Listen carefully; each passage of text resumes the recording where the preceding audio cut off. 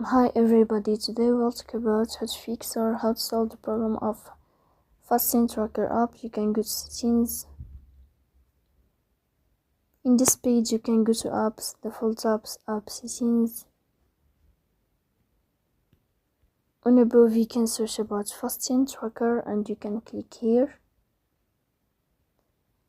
Then this page of app info, you can click on first stop and you can click OK. Here we'll enter to the window of storage.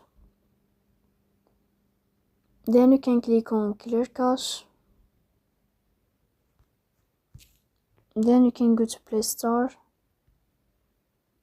You will search about fasting tracker. Here if you find updates, then you can update your app. So please don't forget to support us by like and subscribe.